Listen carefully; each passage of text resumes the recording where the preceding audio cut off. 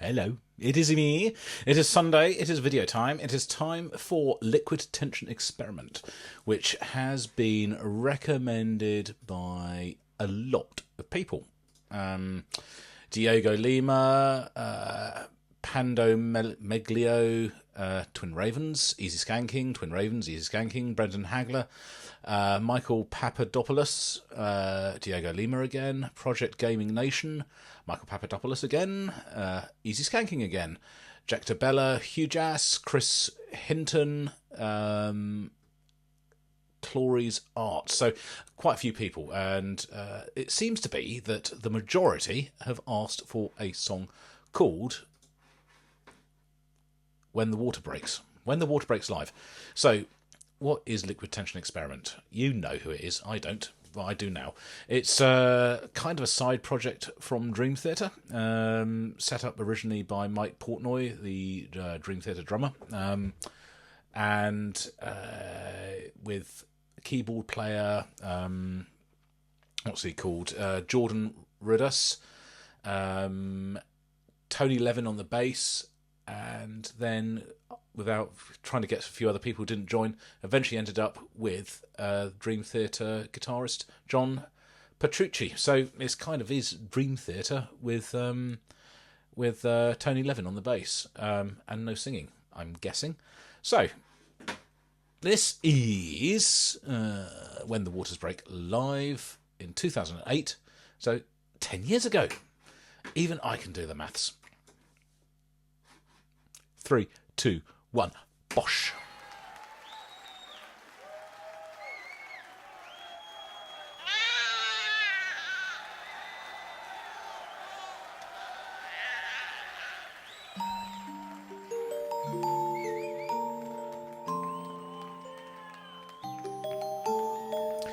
The old Chapman stick. I know what that is now.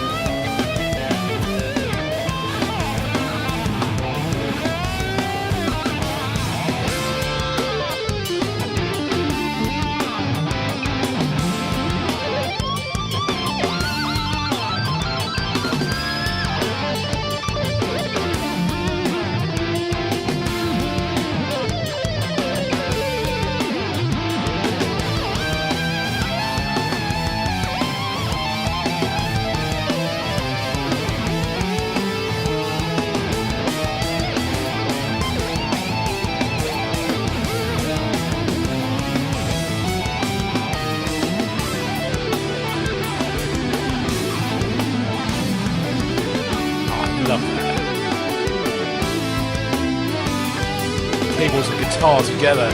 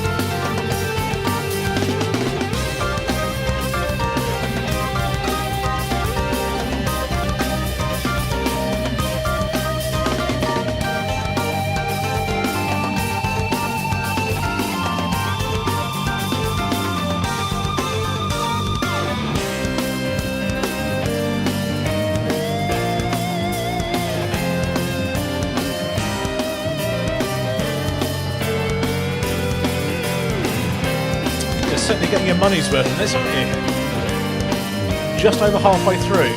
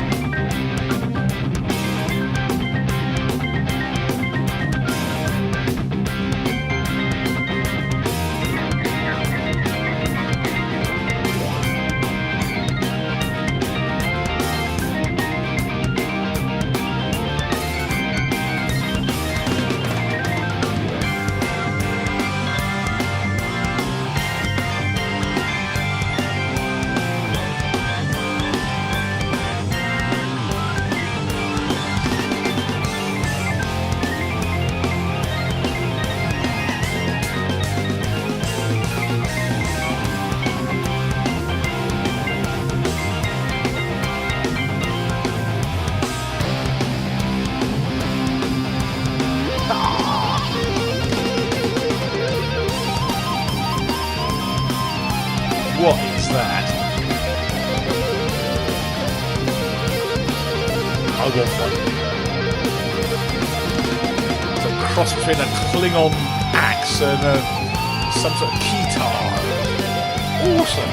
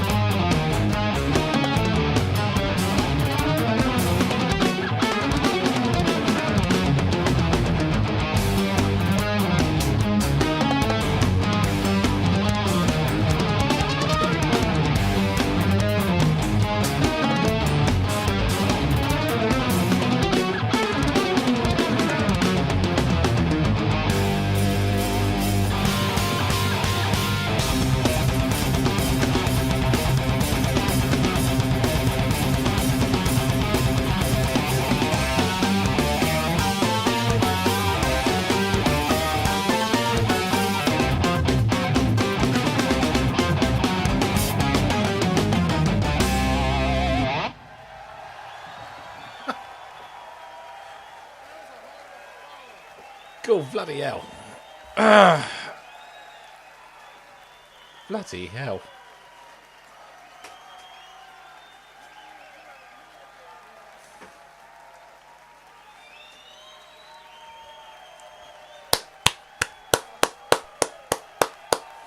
Yes. That was quite long though, wasn't it? I was going to let this play out in the background and talk while this is happening. Oh, they good. Bloody all four of those guys. Absolutely virtuoso. Phenomenal musicians. How they knew where they were in that piece of music, I have no idea.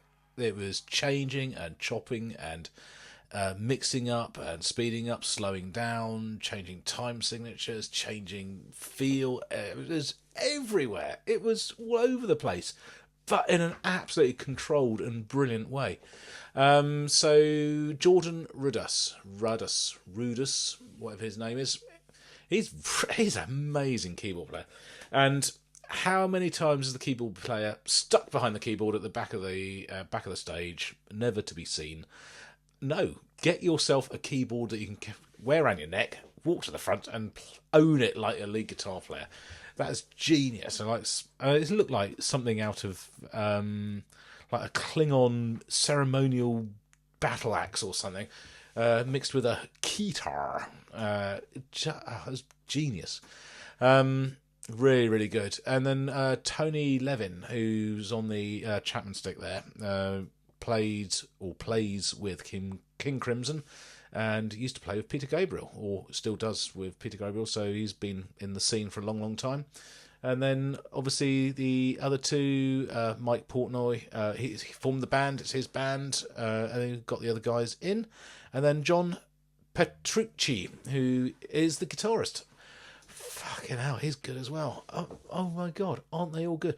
I think they could have possibly shortened that by about 8.5 minutes, and it wouldn't have been any the worse for it. But, you know, to be in an audience watching that would just have been absolutely brilliant. So good, so good. I don't really know what to say about it other than just brilliant. Musicianship, composition, performance, all top notch. Really, really good. Don't need amazing lighting. Don't need a flashy backdrop. Don't need costumes. It is about music. Absolutely just about music. It's four guys on the stage with their instruments, banging it out to an appreciative audience. Very much in the same vein as the Aristocrats did. Obviously slightly different sort of music, but again, three virtuoso musicians on the stage, with no gimmicks, no special lighting, no backdrops, no show other than the performance. It's the music, and that's very much what that was. Really good. Really, really good. I keep hearing the Chapman stick keeps appearing in different videos and on different records that I'm listening to. So I think it's probably more influential in this genre than I had given it credit for. And I've also found out it's one of the included instruments, sampled instruments, on Trillion, which is a bass simulator that I use for some of my music by Spectrasonics, and so I have to have a look at that, see if it sounds good.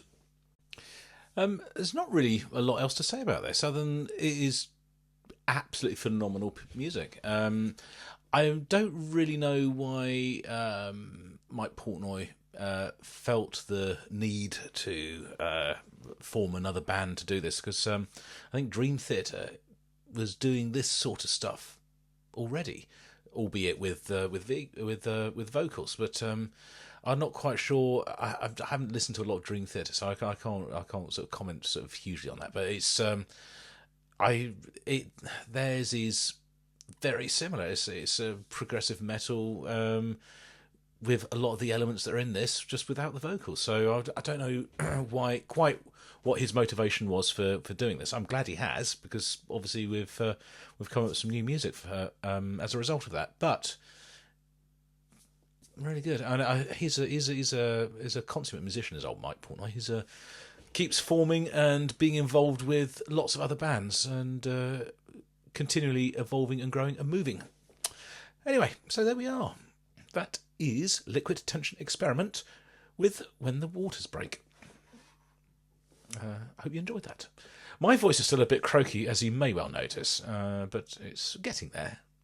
I shall see you guys on the next video, and until then, this is Jim, over and